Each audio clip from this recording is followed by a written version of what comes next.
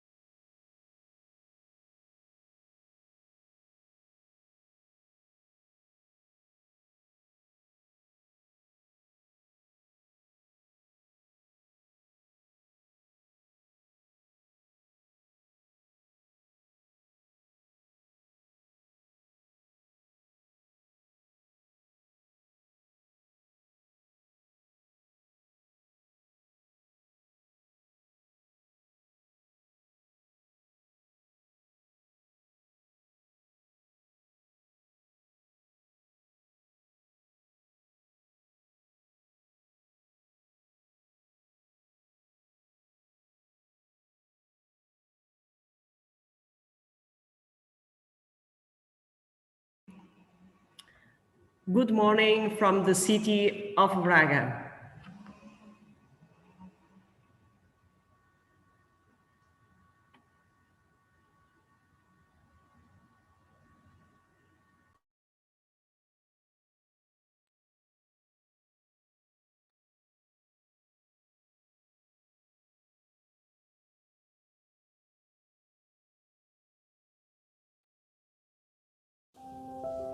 Good morning from the city of Braga. It is a pleasure to host the Winter School from the city of Braga.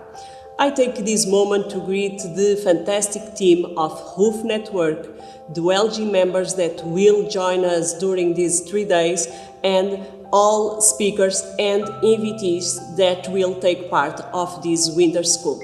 For us, the Winter School is an opportunity to learn from international experts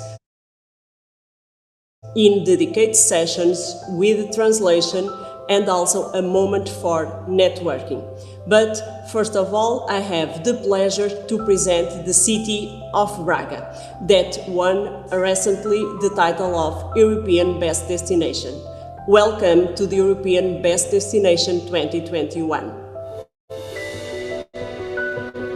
Open your eyes and see an elegant city that is both youthful and ancient. Open the door to your heart and enter this welcoming and dynamic place. Release your energies and take part in the European City of Sport. Fire your imagination and explore the UNESCO Creative City of Media Arts. Open your mind and discover the Portuguese Silicon Valley, harboring new infrastructure such as the Altus Forum Braga. Enrich your historical roots in Bracara Augusta, former capital of the Roman province of Galicia. Awaken your faith in the Portuguese Rome, whose archbishop is the primate of the Hispanias. Open your spirituality during Portugal's most important Holy Week. Open your world in the capital of commerce, filled with shops immersed in history. Open up your feelings to the sound of the cavaquinho and admire the splendor of Baroque architecture. Open your horizons in a charming and youthful city with an amazing quality of life. Open your agenda for white nights that are always nights to remember. Open your festive spirit during San Juan de Braga, Portugal's biggest popular festival. And finally, open your arms and embrace Braga.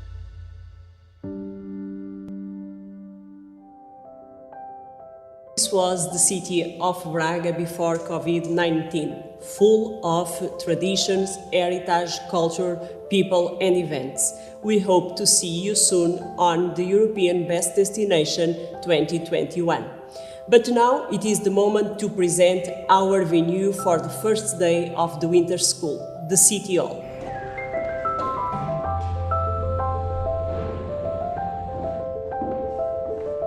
The City Hall was built by the famous local architect André Soares on the 18th century. This building is considered a masterpiece of Baroque style in the Iberian Peninsula. The building was classified since 2002. The Noble Room is decorated with plaster paintings. In the ceiling, we can see the heraldic crusades of Braga and Portugal. On the walls, we have the paintings of some personalities and significant dates of Braga's history. Thanks a lot to the great team of Hoof. Thanks to all that will join us during these 3 days, and let the Hoofer Winter School inspiring you.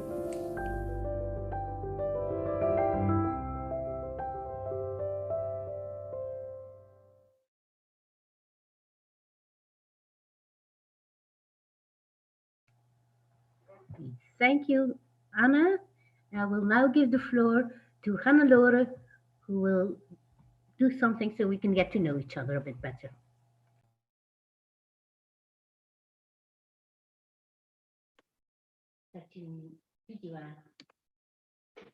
Good morning, everyone. My name is Hannelore. I'm from Ghent, Belgium. And I'm the communication officer of Hoof. And yeah, okay. And before we start, I would like to do a little warming up with you, just to have an idea who we are, who the group is, and what we think about today. So I would like to ask you to take your smartphones.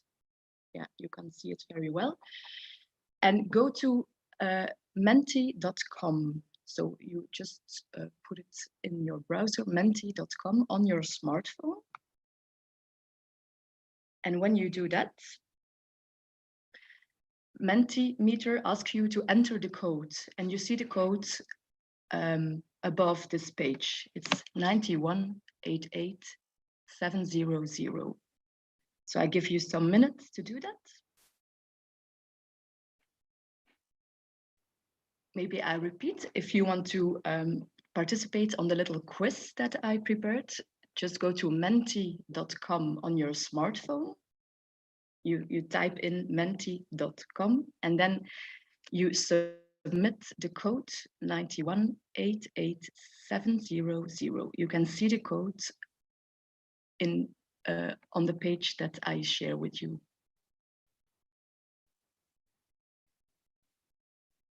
And if you want, if you have the start screen, you can push the heart button. Then I see who is participating.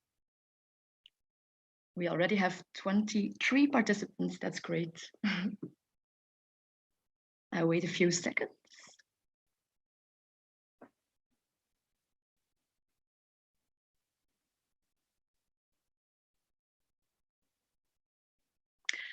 All right, and then I start with the first question.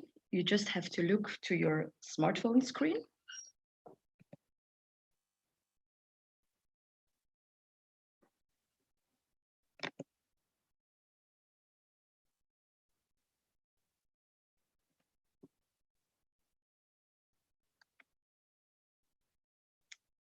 First question is, in which city do you work? So just, you can type your city on your smartphone and then submit.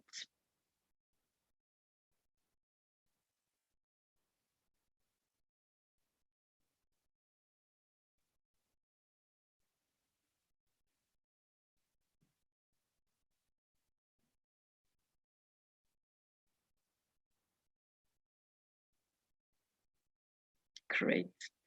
This gives us a good image of the cities who are joining today. A warm welcome to everyone. Nice to see this cloud. I'm going to the next question. What type of organization do you work for? Again, you can select an option and then submit.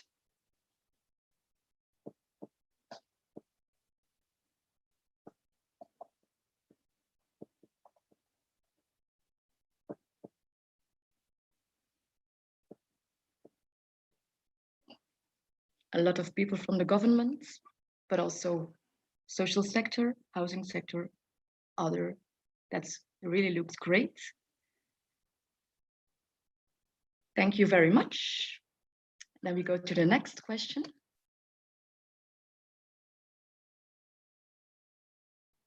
It's a bit strange because Mentimeter is actually meant for doing quizzes, but we use it for something else. So don't be confused. The next question is coming.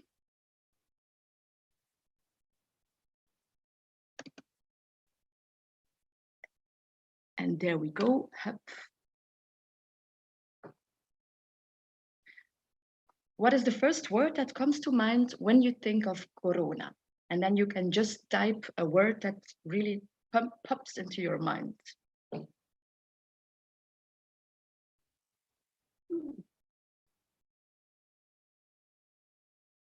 You type something and then you submit. And then in 12 seconds, we will see your answers.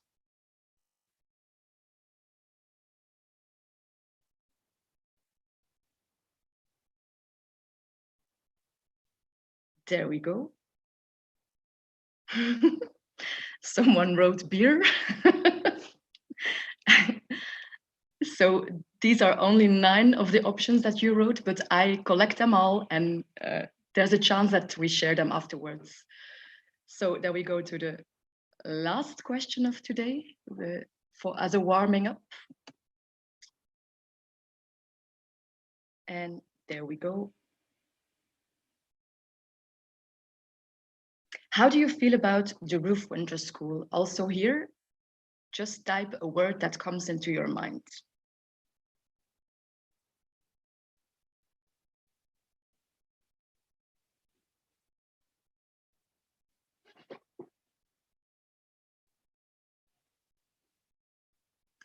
I can share with you that I'm really feeling excited because everyone worked very hard, and I guess it will be a fantastic 3 days.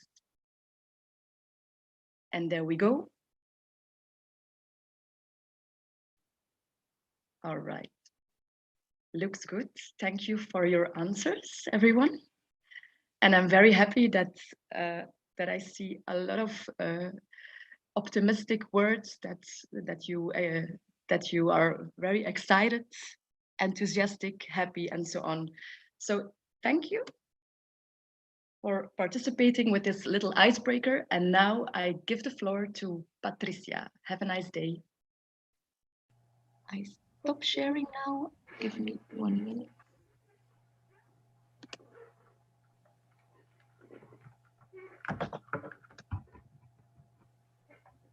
Thank you, Hannelore.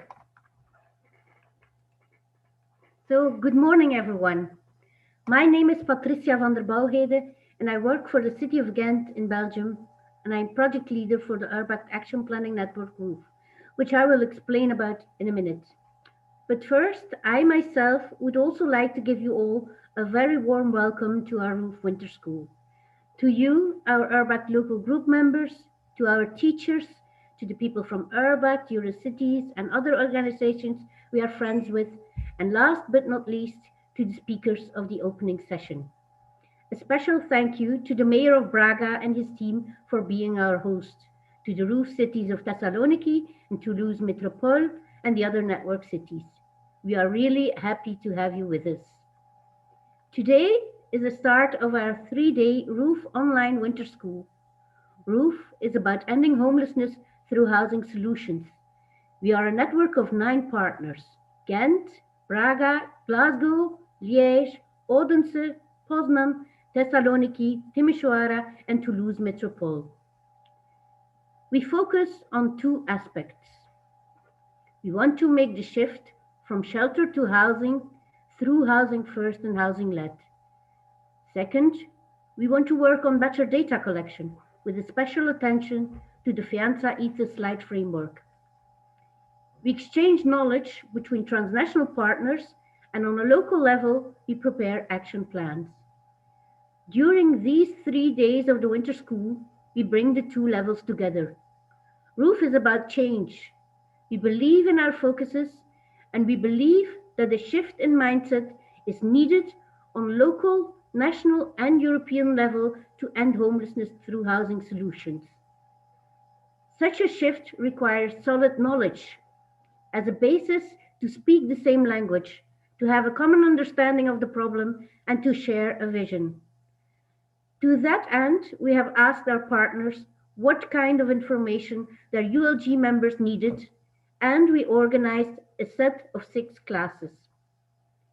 These classes are about knowing the basics, about working together and forming an alliance with relevant stakeholders, about how to make the shift to Housing First and Housing Led and its different support models, and about how to use data for your policies and practice. With this knowledge, we can keep building on solutions. At the same time, we need to convince others of the urgency of the situation, even more pressing now due to COVID, and of the potential of our solutions. That is why Roof also focuses on advocacy on different levels.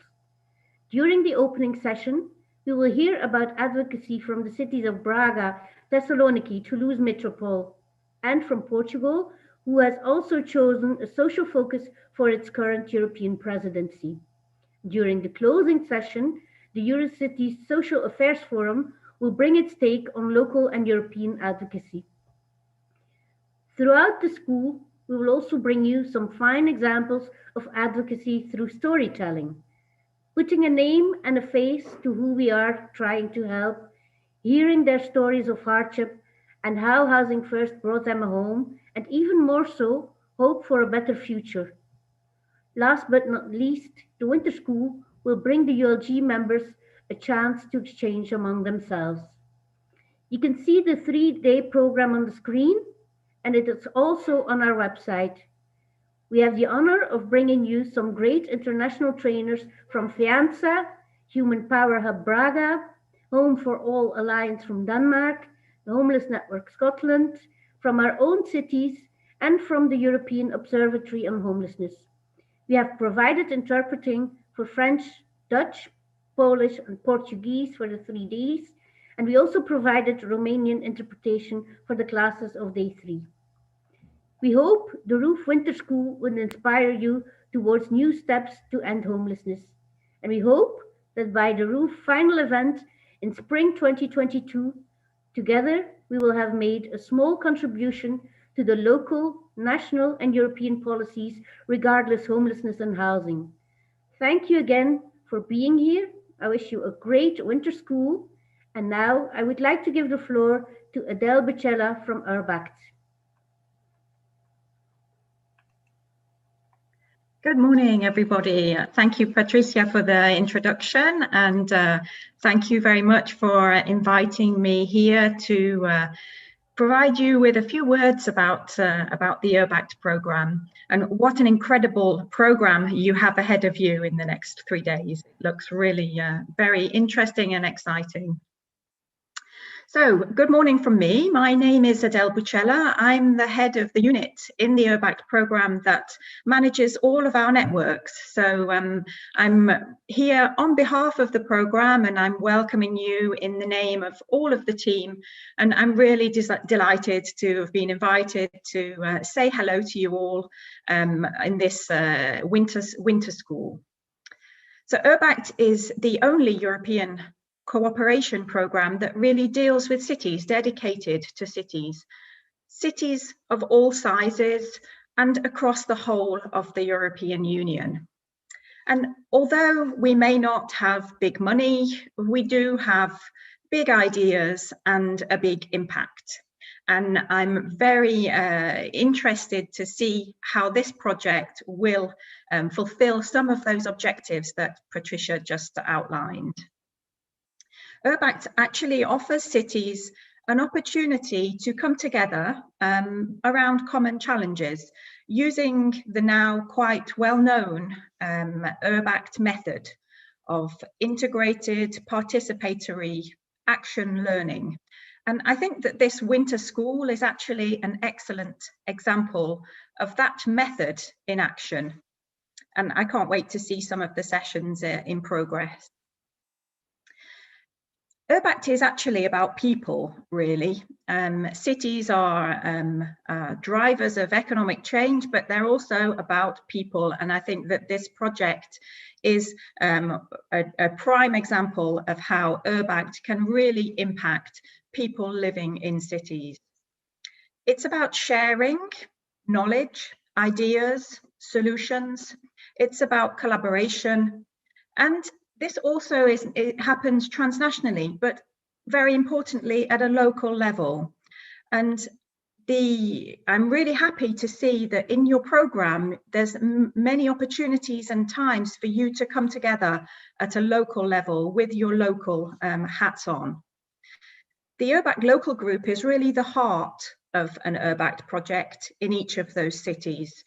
The group of local motivated stakeholders, many of you are here today, it's great to see you, is the driver for this change. So your role is really important and essential, actually.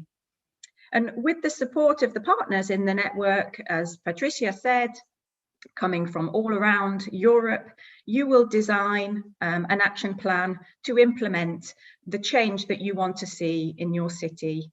And like I say, I'm really, really happy to see that there's been such a focus made on the local level in the sessions that you're going to be having over the next 3 days. What about this topic then of homelessness? It's a very challenging topic, and interestingly, we don't have many projects historically dealing with the topic of homelessness. I think we only ever had one before, and it was in 2007, I think. So it's quite surprising, really, because although the topic has been dealt with through other entry points like affordable housing, the topic of homelessness specifically is quite rare to see in URBACT networks. But it is surprising because it's a challenge, I think, that's never gone away. It's always been in cities and elsewhere, and it's across the whole of the European Union, and clearly requires some sustainable and integrated action to try and address the fundamental challenges that it presents. And I'm really delighted that Ghent are leading this network with this excellent and diverse set of 8 partners covering all 4 corners of the European Union. It's great. It's really an ideal balance of cities. And the topic itself is also quite high on the list of priorities for the URBACT programme. So this topic of accessible and affordable housing is a priority theme for URBACT, but also for the European Union, with a partnership of the European agenda for the EU dealing with that topic specifically. And I think we'll hear some more about that on the panel this morning, and also throughout your event. So I don't want to delay your learning any longer. So I'd just like to say a very big thank you for the invitation to come and say hello to you and to join parts of your winter school. I'd also like to thank Braga, a very active URBACT city, been with us for a long time in many projects. Hosting online is very difficult, and I'm sure that I speak for everyone in the room that when I say that we all wish we were there with you in Portugal. So next time, maybe. So I wish you all a very great winter school experience, and I'll stay with you for this morning's panel session. Thank you very much.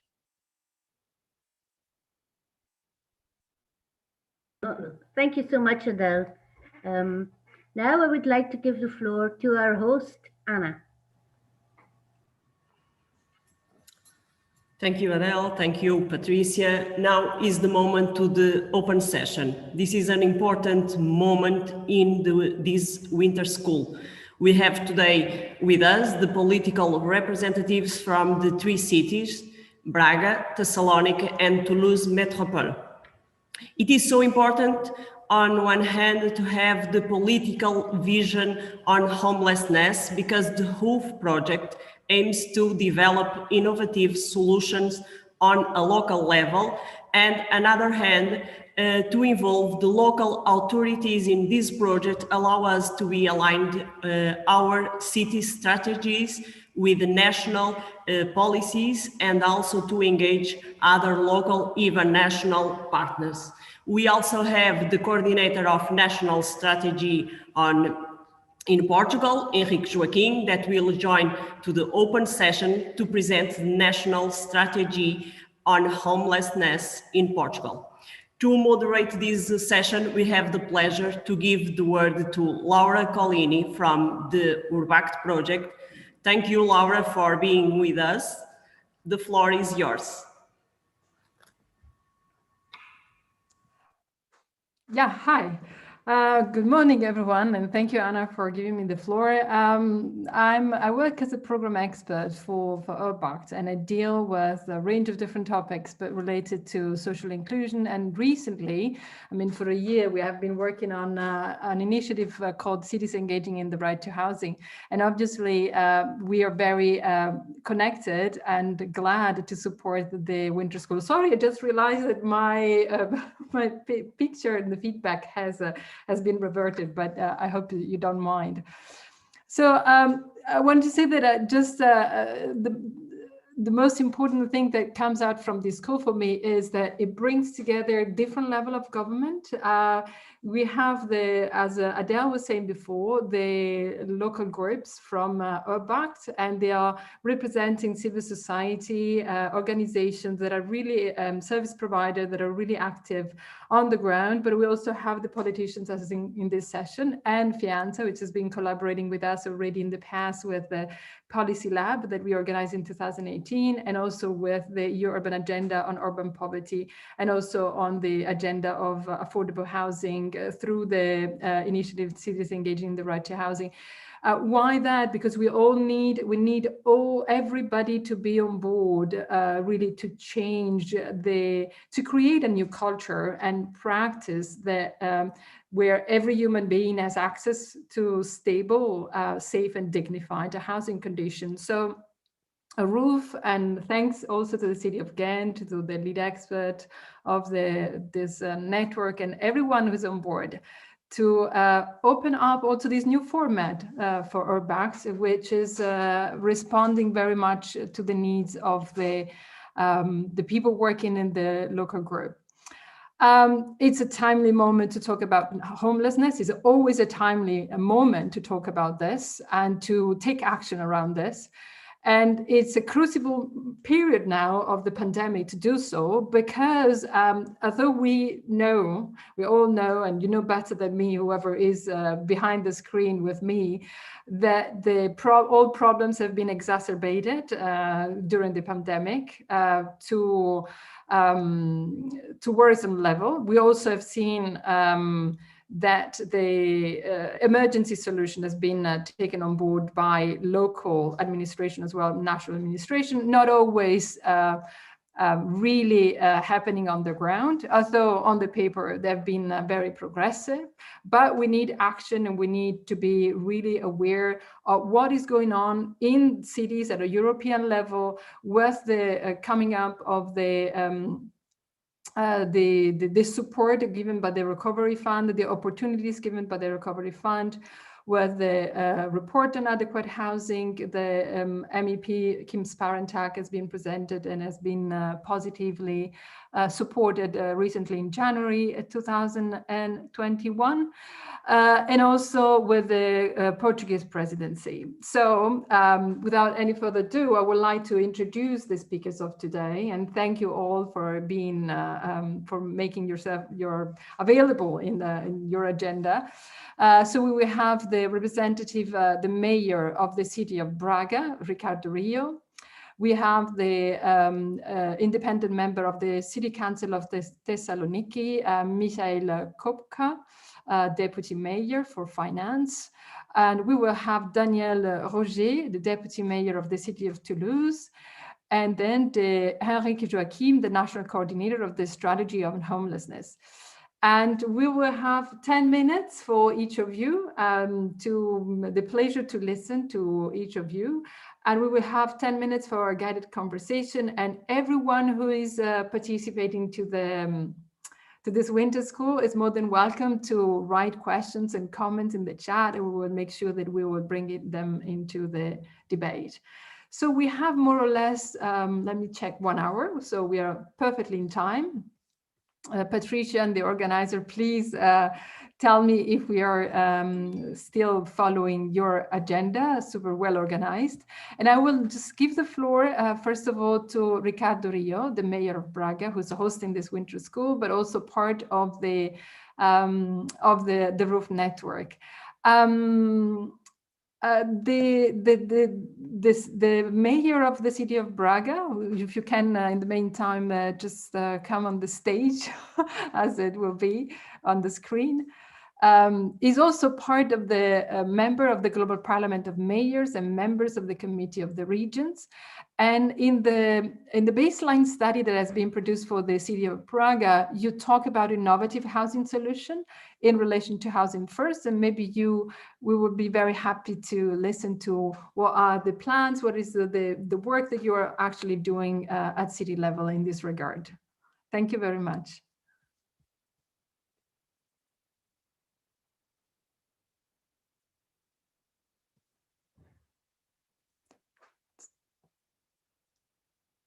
Do you hear me? Yes. Yes, Can you please. hear me as well? No, sorry. Sure. Sorry, Laura. I was having a problem with the connection. Sorry. It's okay. Well, first of all, I would like to send a warm greeting to all the partners in this ROOF project, and I will personalize it in our moderator today and also in our leader from Ghent. It's obviously a pleasure for the city of Braga to participate in this network, but more than that, to host this winter school today, even if we are doing it only digitally, which is obviously a reason for regret, because Braga has just been awarded the title of European Best Destination, and it will be a pleasure for all of us to host you here. I will just mention a couple of initiatives that we have been developing within this framework of creating new and innovative solutions for the homeless people of our city. We have been creating what we call the Urbact local group from Braga, which is part of the NPISA organizations that were gathered since 2007 in the city of Braga in alignment with the national strategy, so that we could address this topic on a collaborative basis with all the institutions that have some direct or indirect intervention in this issue. And it gathers institutions like the Red Cross, the Caritas, the CAFJEC, the Centro Cultural Santo Adrião, the Centro de Respostas Integradas CRI, the ACES, the local institution that gathers the health providers, the Digital Center for the Social Security, the police, the National Guard, the local police, and also the Employment Center, Bragabit, which is the public local company for inhabitation, and also the National General Direction of Social Reinsertion at the national level. We have, as I mentioned, this work at the NPISA project since 2007, and we have been trying to create solutions that address this population. Fortunately, it's not very significant in the city of Braga, but obviously in situations of crisis like the one that we live now, it tends to increase the amount of people that request for this kind of support. And I think that throughout this period, we have been managing to find specific solutions that have made the difference in order to provide better conditions of life, which is crucial for any kind of people. So this is why we are addressing this type of priority to this issue, because we believe that having access to an inhabitation is crucial for any people. And therefore, we have been investing a lot together with these partners to this topic. And I think that throughout these years, we have been reinforcing some solutions that have been very important for this topic. The first one was obviously the project Housing First, which is one of the most innovative initiatives which we have been developing together. Also, we have been reinforcing the support through the social inhabitation programs, mainly through Bragabit, which is the company that I mentioned before. We also have the shared residences project. We have a specific emergency plan for the cold. Every single winter, we have a collective approach in order to prevent people to stay in the streets when the climate conditions are obviously more aggressive. We have street teams which try to identify, to accompany, and also to forward people that are living in the streets to the responses that are settled.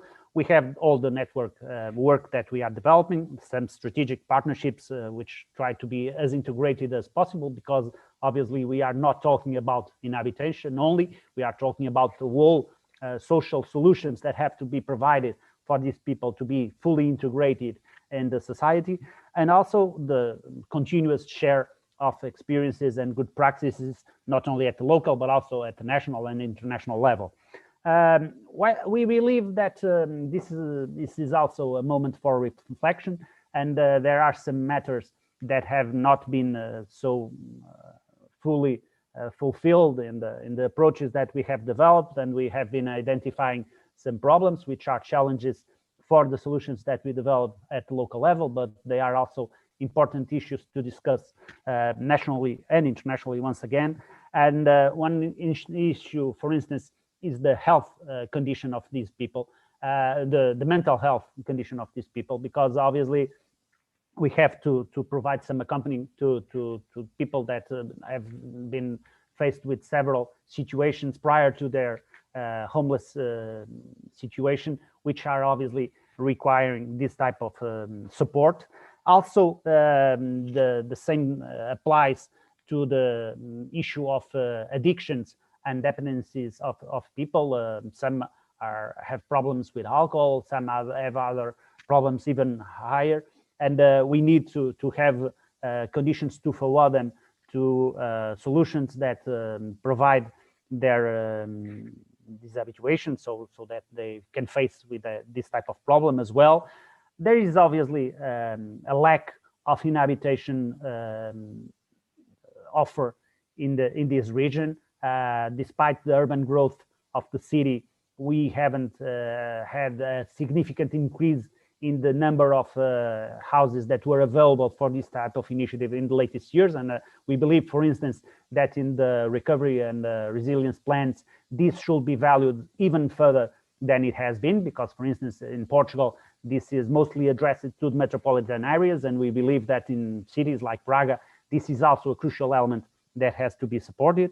And we also, for that reason, we have some sort of overbooking of the temporary centers of hosting these people, which also creates some problems in the management of these centers.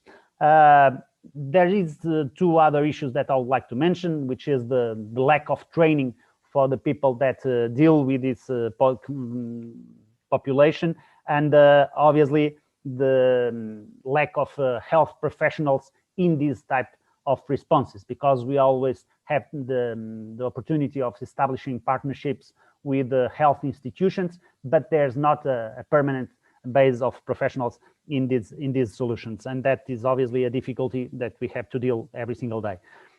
In terms of innovation, I think that's important also to look at it. I already mentioned the Housing First of project, also the initiative from the Social Security in terms of the intervention teams, which is an atypical agreement of financing for the Social Security. Also the contingency plan for the cold periods. The participation in terms of international networks of inspiration and share of good practices like ROOF, obviously. The social entrepreneurial projects. Braga has the Human Power Hub, which is an incubator for social entrepreneurial projects, and we are trying to boost the number of projects that also address this topic within the framework of the Human Power Hub. The question of immigration and how we deal with the integration of migrants in the city and refugees, which has been quite successful recently, and obviously the live coaching approach that we have been developing. For all those reasons, and taking into account the work that we have been doing and the expectations that we have in this continuous share of good practices with our partners worldwide, and specifically those that are together with us in this ROOF project, we are very pleased to host the Winter School, and we look forward to these days in order to learn more and do better for those that need so much our help. Thank you for your attention. Thank you very much, Mr. Rio. I would like to, just to summarize what you said, I would like to point at three main aspects. When you say one is health, the relation to mental health and support and training for that, the lack of housing, practically, physically speaking, to implement Housing First. But also, I was also quite interested in what you said about the migration aspects. FEANZA has been releasing last year the annual report on asylum seeker and homelessness, highlighting that the vulnerability of this specific group in terms of experience of homelessness. And Portugal has been one of the countries that during the COVID also regularized sans-papier, that was a national policy.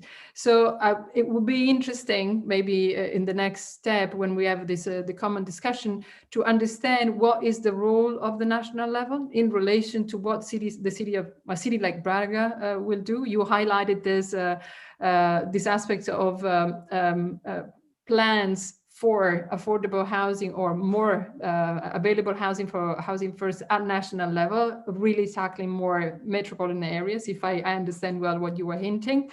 But what would be then the role of a city as a Braga to change or to turn the current situation for the best? We will come back to that at the end of the session. I would like to give the floor to the next speaker, who is Mr. Michail, if I'm not pronouncing well, Kopkas. Sorry? Michalis Kopkas. Michalis, I'm sorry. Kopkas from the city of Thessaloniki, deputy mayor.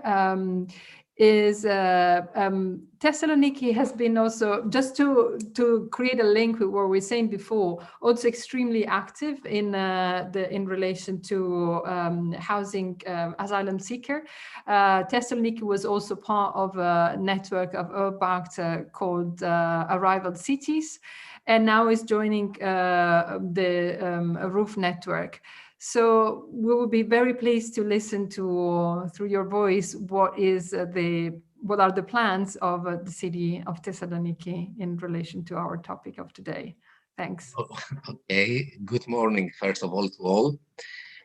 On behalf of the municipality, the city of Thessaloniki, I would also like to welcome you to the Roof Winter School, and of course, thank you for the invitation, for being here. I hope the school will provide you the opportunity to further explore skills and methods to combat homelessness. I would like to share a few words on our municipality's housing policy and efforts underway to promote social and affordable housing in the city of Thessaloniki. We start from a shared understanding that access to safe, dignified, and secure housing is a fundamental right. It is also a key element in social integration and inclusion efforts. In Greece, a large percentage of the housing stock was privately owned, with a very short-lived episode of social housing experience. Housing to date has not been high on the public agenda, but recently there is a growing interest in the issue of housing and housing exclusion.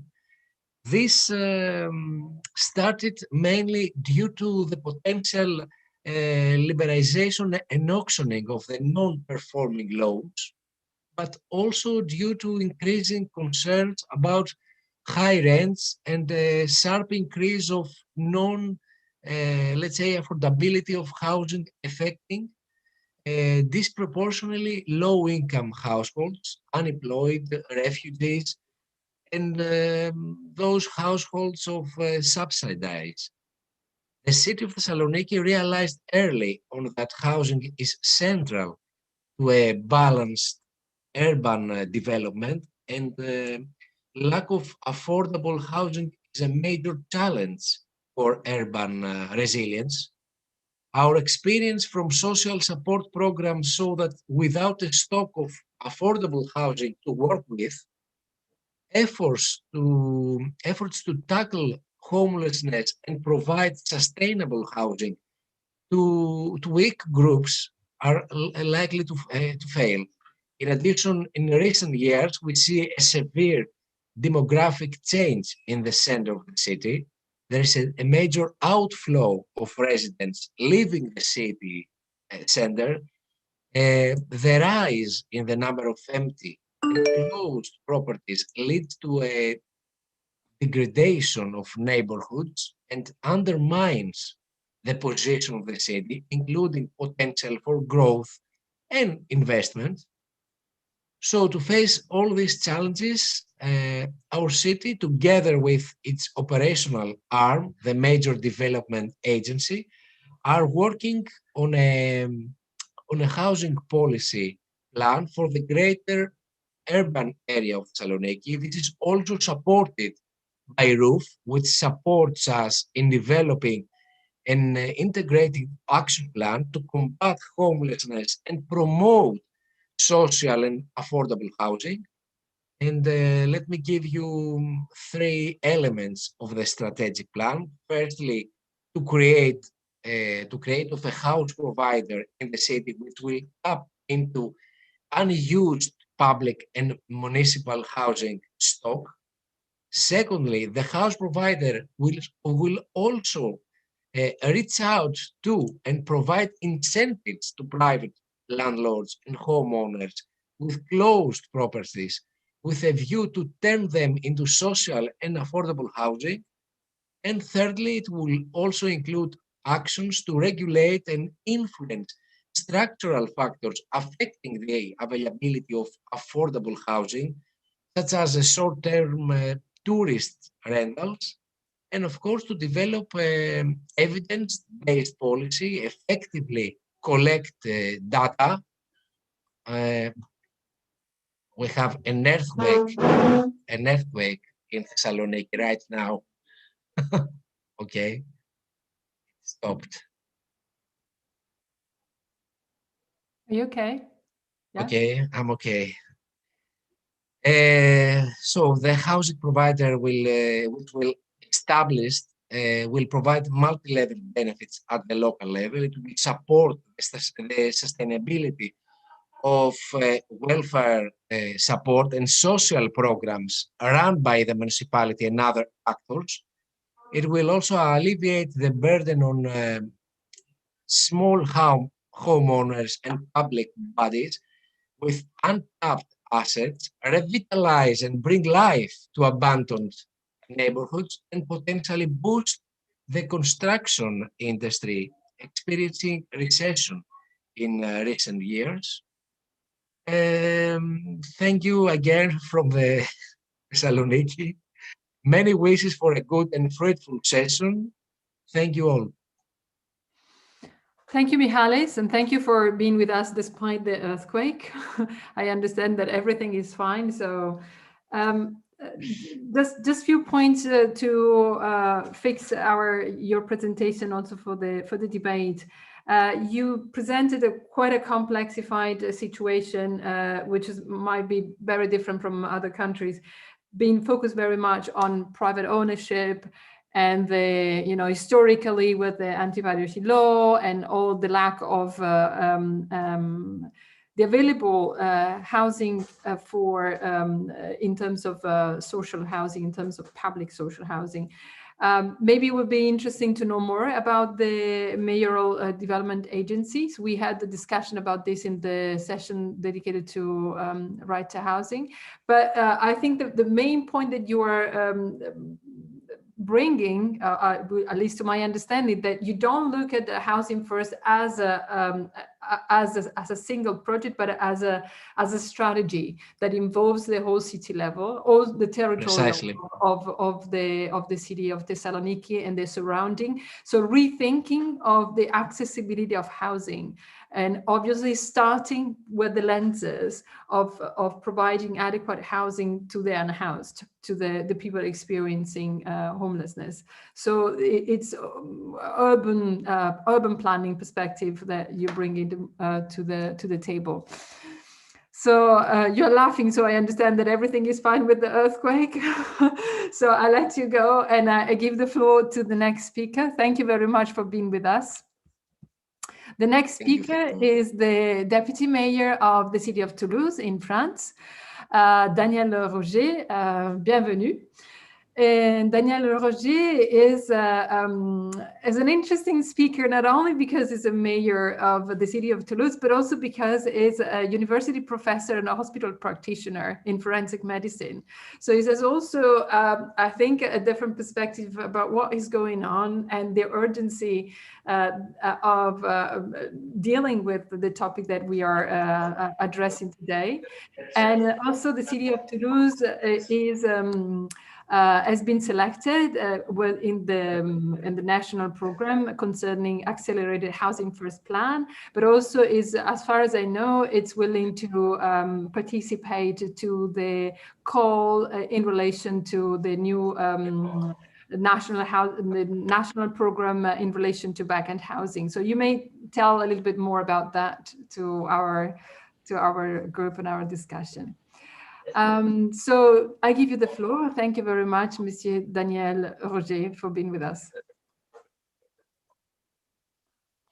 Bonjour à toutes et à tous. Je vais vous présenter en quelques mots, respectant le temps d'ailleurs, la stratégie de Toulouse et de Toulouse Métropole en matière d'hébergement d'abord, mais aussi de logement des personnes sans abri.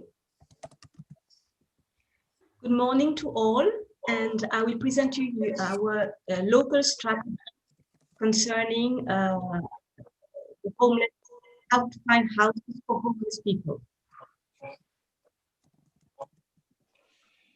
Sur le premier point, la ville de Toulouse est une ville qui a toujours été solidaire et accueillante, et elle s'est toujours préoccupée des personnes qui étaient sans abri.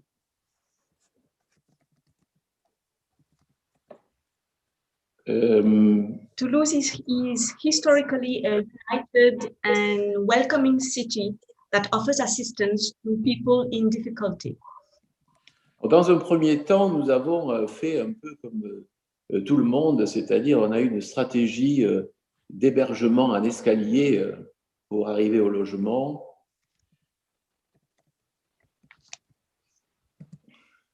Et on a commencé par à faire en 2015 une résorption des campements illégaux qui étaient assez nombreux à cette période autour de Toulouse. Et le modèle qu'on a choisi est un modèle qui était à l'époque assez original, puisque on a résorbé ces campements en faisant une approche avec les bailleurs sociaux qui ont mis à disposition des logements en diffus dans la ville. C'est-à-dire on n'a pas recréé des camps, on a, pour avoir de la mixité sociale, on a hébergé ces personnes dans toute la ville.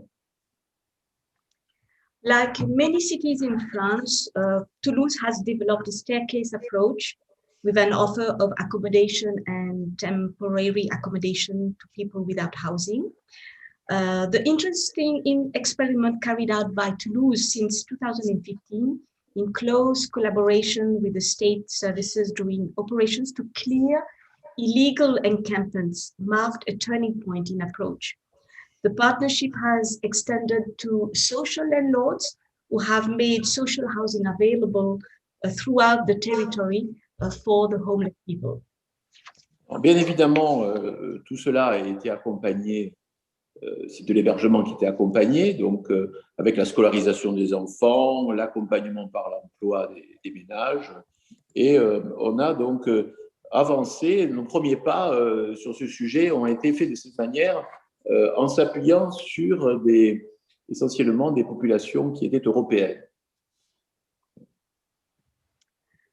The community has made the bet to first allow access to housing and to set up a whole social support system with schooling for all children and access to extracurricular activities, support towards employment through French courses, training, job research, and the goal is meant to keep all these people into housing.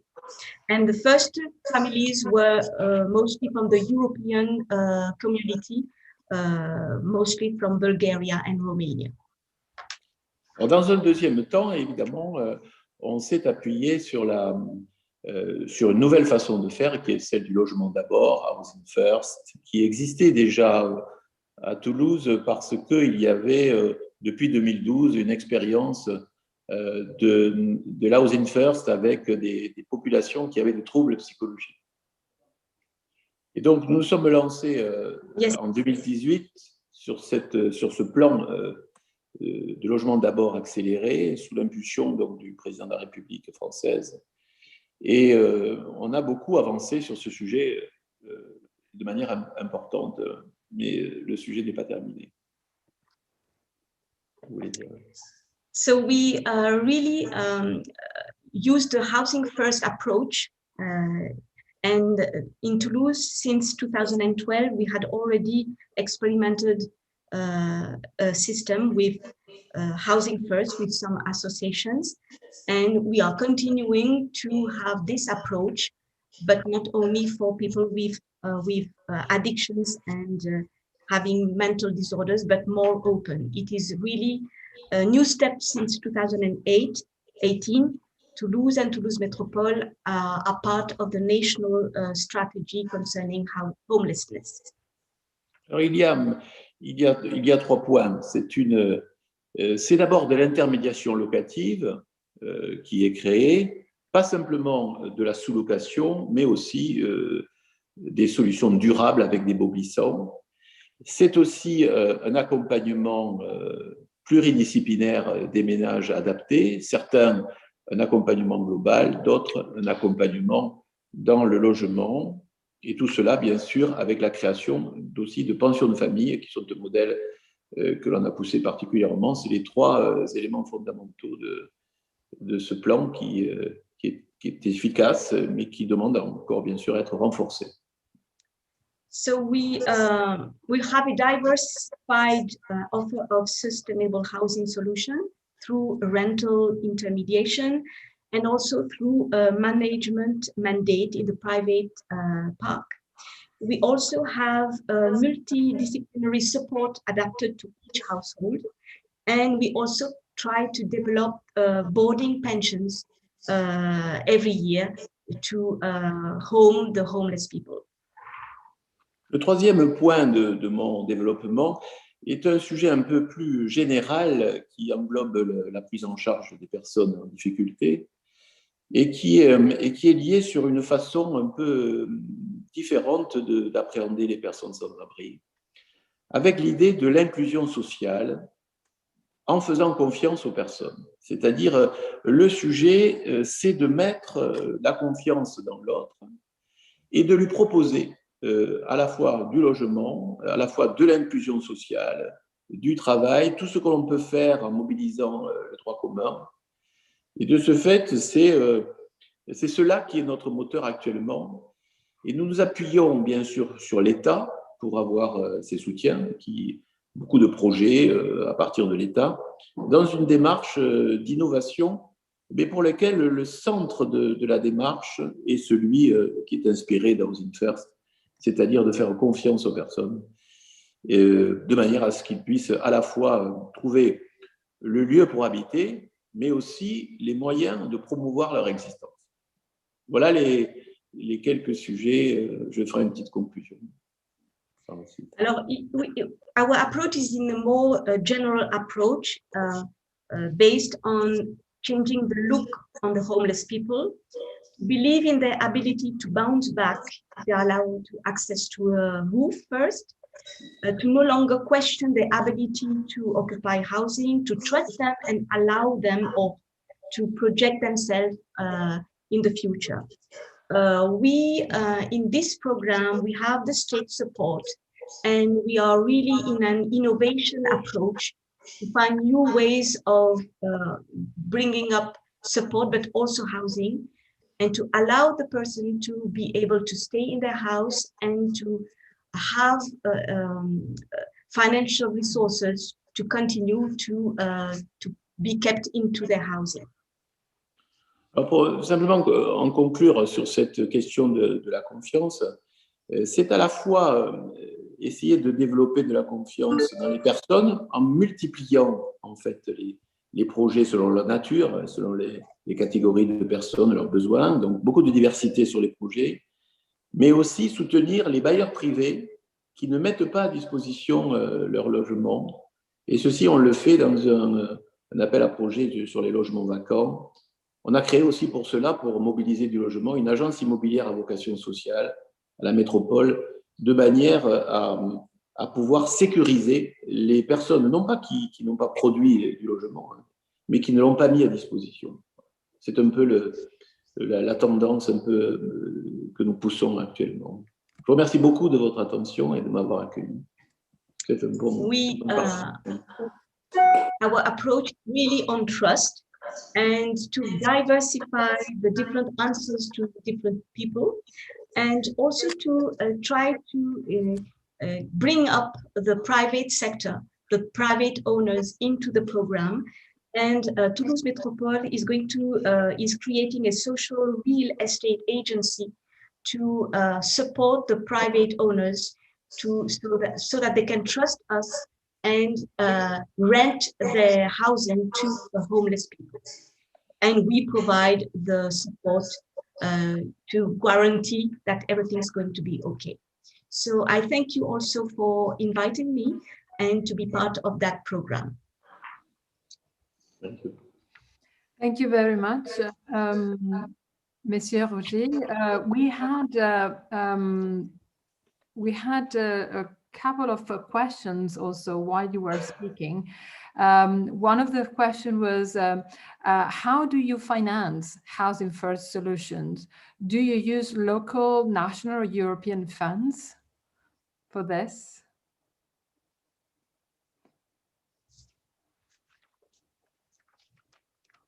Tout ce qui est la question des financements est, je dirais, le plus large possible. C'est-à-dire que nous, on prend tous les financements d'où qu'ils viennent, qu'ils soient publics, qu'ils soient locaux, qu'ils soient privés.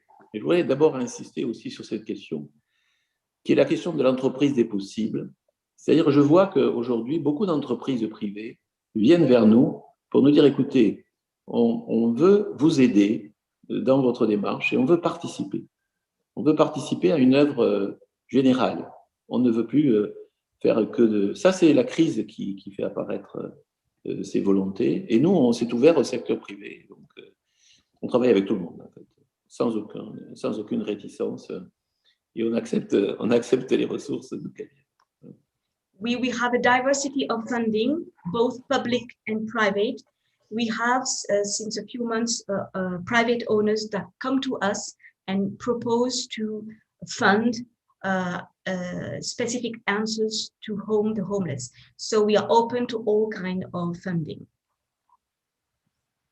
Okay, but if I may, I wanted to point to one aspect that you said in French. You used the word that the engine of our policy is really to trust people. I found that quite interesting to hear something like this from a politician, and also you are open to different forms of funding. You are open to bundle them, also link in different scales and the opportunities coming from national level, what is happening at regional and local level, and be engaged also transnationally with this network. So what are your challenges? What is not working, or what you would like to see? Je vais vous dire, vos questions sont intéressantes parce que pour moi, c'est une politique de la réalité. C'est-à-dire, je prends la réalité, vous avez signalé que j'étais un médecin universitaire, il y a un problème, je veux des solutions. Je ne veux pas d'autres problèmes à l'occasion de problèmes. Donc, il y a des solutions, beaucoup en ont, et c'est le climat de confiance, à la fois dans les partenaires, mais aussi dans les personnes, qui changent le paradigme. Et donc, de ce fait, pour moi, ça ne va pas assez vite. C'est-à-dire que nous avons à peu près sur la ville 4 à 5 000 places d'hébergement, mais nous avons toujours à peu près 800 personnes qui sont sans abri.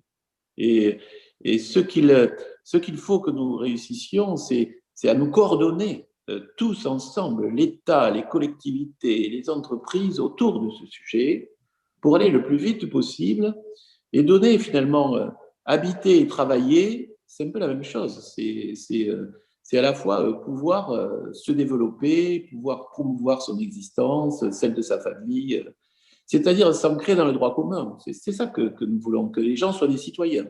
Pour qu'ils soient citoyens, il faut qu'ils habitent quelque part, il faut qu'ils puissent manger à la faim et il faut qu'ils puissent travailler. Et donc ça, c'est tout ça qu'il nous faut pousser. On a fait Housing First, mais c'est aussi Working First aussi. C'est pareil, c'est la même idée. Donc c'est faire confiance. La Housing First, c'est faire confiance aux gens.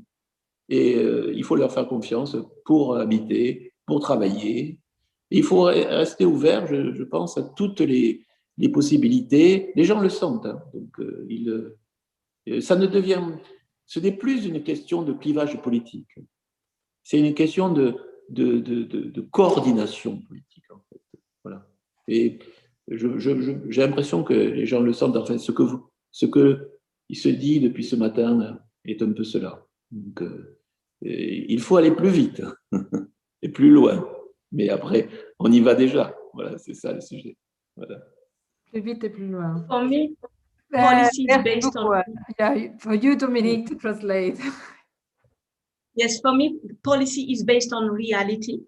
There are different solutions existing, but it is not developed fast enough for Mr. Rouget. We need more coordination to go faster.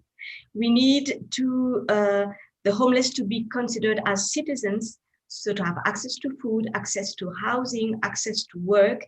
So it can only be built on trust that they can be housed, trust that they can work, trust that they can carry out their life as they like it to be.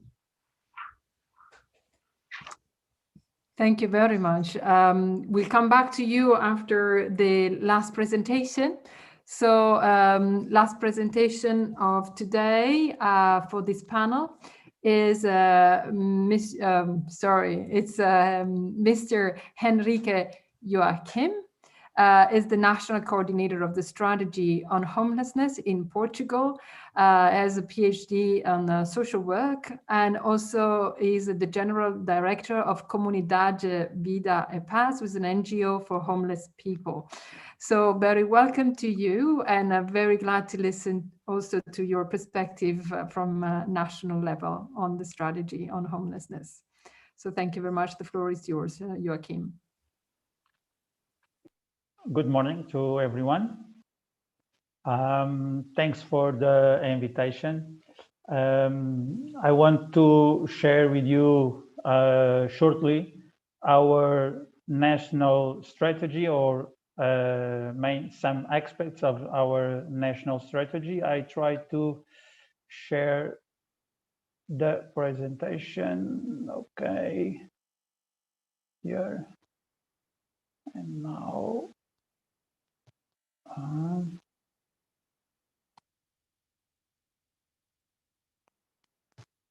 Here. I don't know if you are seeing. I think you have to, yes, exactly. Okay. Now better. But okay. No, we see your notes. I think you have to put into presentation mode. You have to put it into presentation mode, because otherwise we see two slides. Sorry. Right here. Oh God. I don't know what is the problem. Okay, I think people can still see it. Okay, no problem. I don't have notes. It's only the next slide. Is a shortly presentation for the main aspects I think is important to talk. Congrats for the roof project. I think is a very important project in Portugal and for the Europe and for share strategy in Europe to combat and to eradicate homelessness. We have a vision, and our vision is is this: no one on the streets more than 24 hours for lack of alternatives. And we are the 100% results in this, not in the moment, but we are trying to work with this vision, because it's very important. Don't have anyone on the streets more than 24 hours for lack of alternatives. It's for other reasons, but not for a lack of alternatives. Sorry.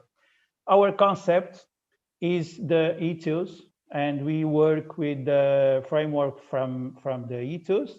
And for us, homeless people is everyone or any person without money to pay for own accommodation. People living on the public space, or people in temporary accommodation for individual or collective or share apartments or something like that. But any person without money to pay for own accommodation for us is homeless people. But the priority, obviously, is we put the priority on the people living on public space and some spots like that. For us, our main principles, and I think is important to talk in principles. I agree 100% with the trust, and we need to construct and to build the trust. We are talking about disaffiliated persons, and we need to rebuild the trust to reaffiliate each person. It's important to work with human rights and human dignity, to work with a person-centered approach, not a service-centered approach, with equality and non-discrimination. And it's important to us to work with an approach to the homelessness as a social complex problem, with different dimensions, with different roots, and interrelated dimensions and roots. And it's important to work with this problem as a social complex problem. Well, shortly, I can share our strategy in 3 words: prevention, housing, and promotion. I think it's very important to talk in prevention. Many times we only talk.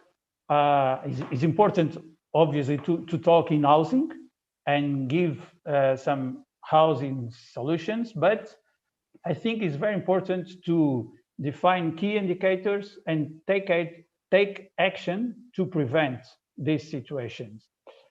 Obviously, when we have homeless people, it's important to talk in housing solutions. Housing first, housing led, different models to different profiles, but with the main goal: don't have anyone on the streets. And also, it's important act to promote the autonomy and self-determination.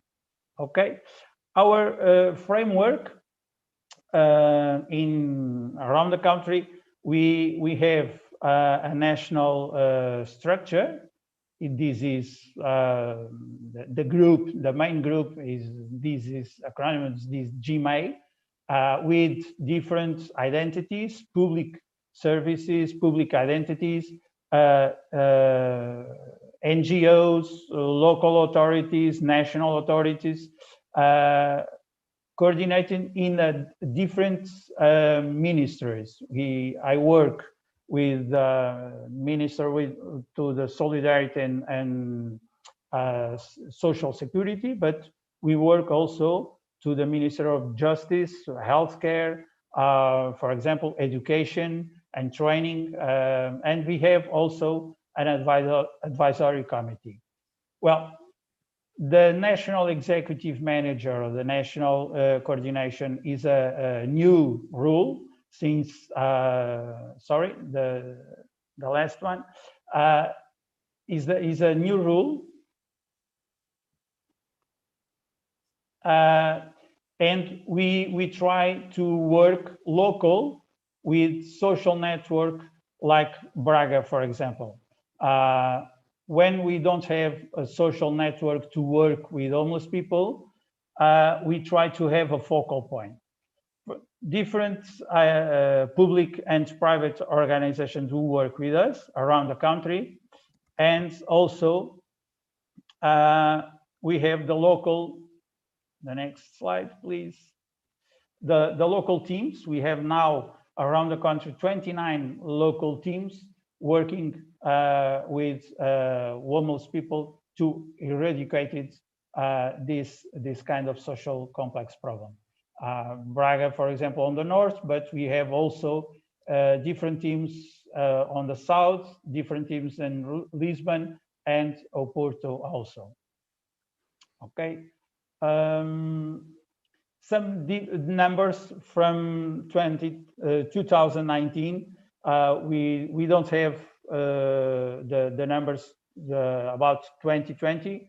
We are working on that, but we have at the moment we have the numbers from 2019, and in Portugal we have 7,100 people, homeless people in 2019. 2,700 on the streets, 4,300 without home, not on the streets, but without home. Almost 80% are men, and also we can share with you 350 people gained her autonomy. Well, our main challenge to the next years, as I said, we need to work more on prevention. We need to work more to involve local social networks, but we also need housing solutions. This is the main point to act when we have some people, some person on the streets. And we also are investing on this methodology. We want to have one case manager to each person. I think it's very important to guarantee a personalized answer to each person. And in national level, we are working on to have a national digital data system to manage each situation, but all the numbers in different regions of the country.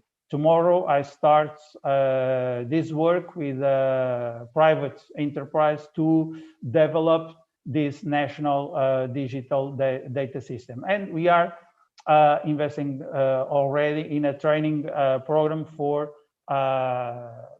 different professionals. For example, in 2020, this training program involved almost 200 professionals around the country. And this is very important to train professionals also.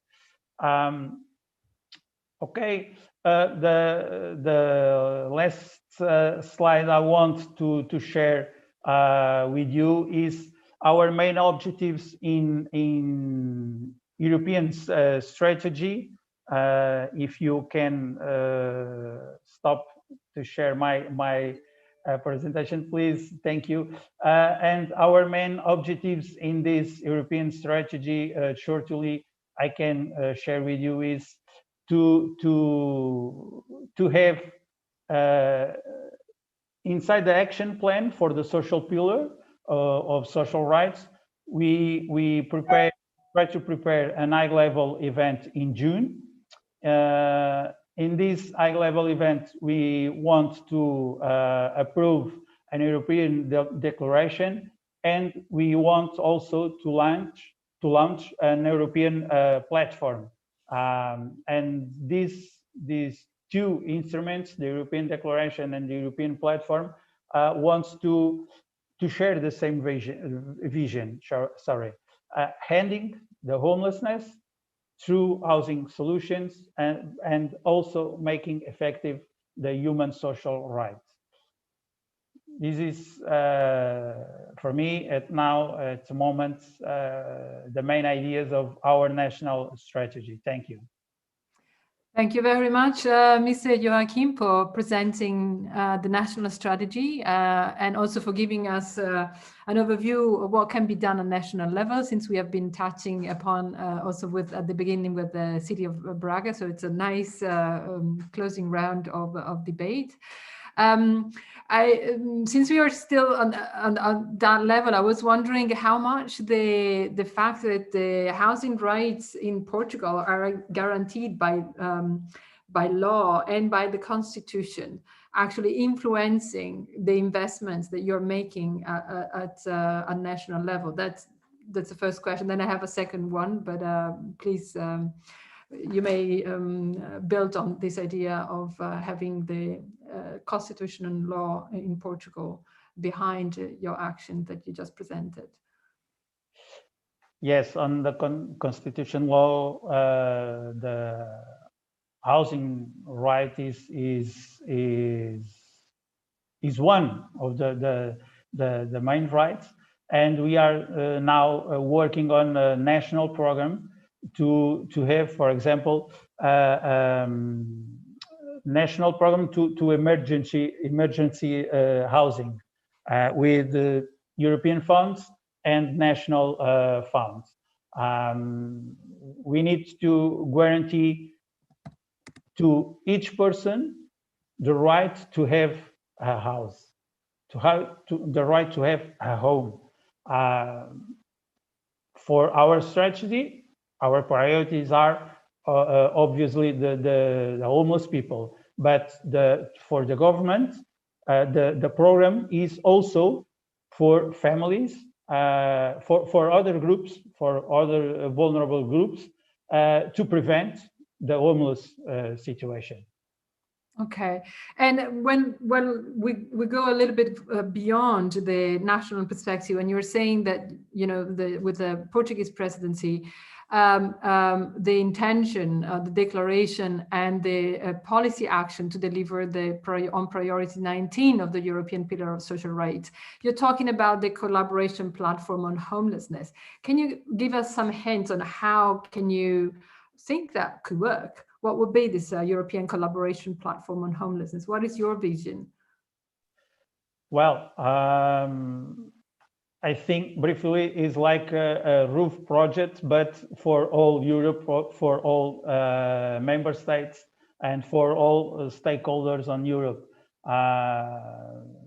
Maybe I am a dreamer when I said all, but I think it's a big platform to share to share the good practice, not the bad, but to study, for example, what not the solutions are not the solutions. We need to share, for example, the Toulouse project, Braga project with other cities. We need to have, for example, a toolkit. We need to share data. We need to share different systems to collect data and to have data to analyze and to have more good decisions and more good strategies. My vision for this platform is something like a big roof project. Okay, thank you. Thank you very much. So we have still 6 minutes to close. So the organizer told me that we have a moment for a couple of questions that are coming from the chat. and that we also have a moment for closing that I should give the floor to Patricia. So some of the questions were for the speakers that we had before about while you're talking about sharing practice, people are really interested in knowing more about concrete examples. So we have one question to Michalis, who I imagine has left. So maybe Mary, who's representing Thessaloniki in Roof, can answer to that. So the question is, can you please provide some concrete example of incentives given to home providers? And that was in the frame of creating provision of housing for Housing First. Maybe Marriage can reflect. Thank you. Hi, everyone. I'm from the Major Development Agency of Thessaloniki, as also Mr. Kupkas mentioned. So part of our action plan foresees a number of incentives that are being implemented in several European countries as well, which is basically mobilizing empty homes through renovation incentives, upgrading the energy performance of buildings and properties, providing energy renovation and upgrading services, and importantly, we are planning to provide through the social rental agency that is being planned to be set up to provide long-term rent guarantee for private landlords, which is a very important incentive. Additionally, what we are looking into, but it's not something at the moment that we can confirm, is also supporting this process with tax deductions at the municipal level, which is also implemented in other EU countries as well. And there are some practices also of like reverse processes, such as penalizing empty homes or owners who keep their homes empty for a long period of time. So these are some things that we are looking into, but for sure at the moment I'm sure you will also ask, what funding will you use to renovate? Because renovation is expensive. We will be definitely tapping into the energy subsidies, energy improvements or renovation, energy performance related renovation subsidies that exist already in the country. Plus, we are also looking into tapping into ERDF funds, which can also provide support to infrastructure. So it's a combination of, let's say, a constellation of funding sources that will be supporting the process. Thank you, Marriage. I have a couple of questions that I just bring to the table, but maybe we will discuss them during the school because I'm conscious of time. The two provocative questions. One was, are there any situation in which homeless people do not want to receive support? How to encourage people to take advantage of support who have strong mental problems and do not want to be treated? So that I would keep it also for the debate later on. And the other point was when we talk about housing for all, speaking of every person, do we include also refugees and people without official papers, without documents?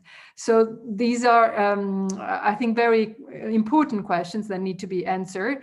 We don't have time within the time frame of this panel. Maybe Freek, who's following us following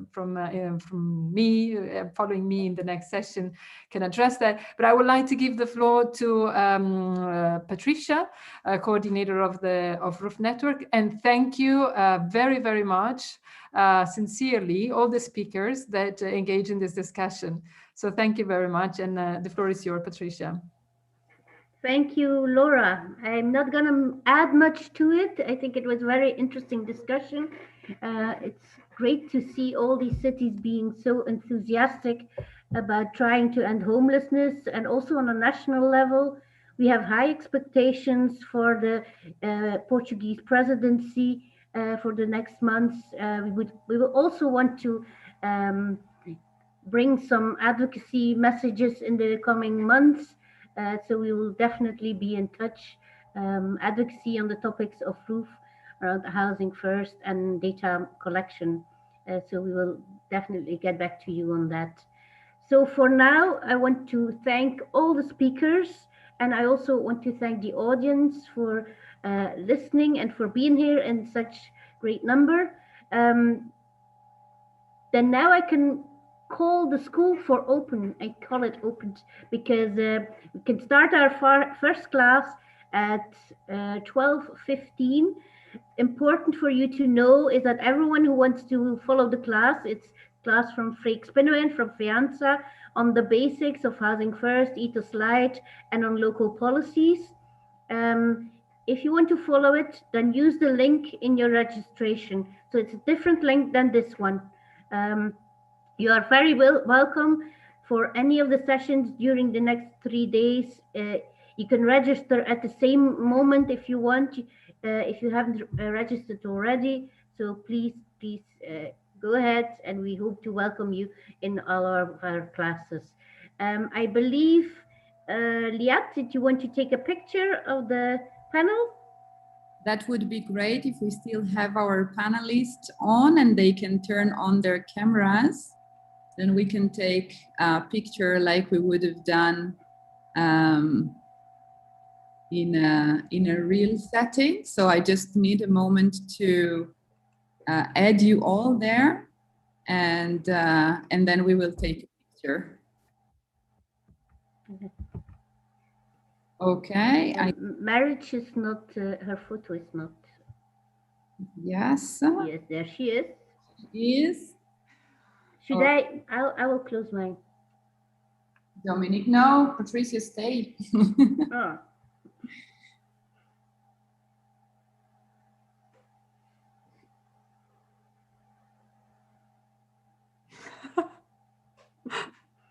Oh, for the Twitter.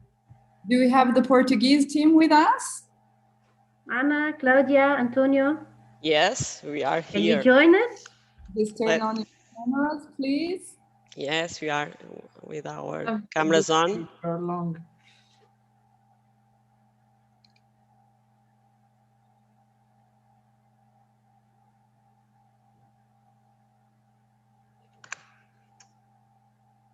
Thank you very much. Thank you. Please share with us the photo. So we go to the next session. Thank you and goodbye, everyone. Thank you. See you soon. Bye-bye. Bye.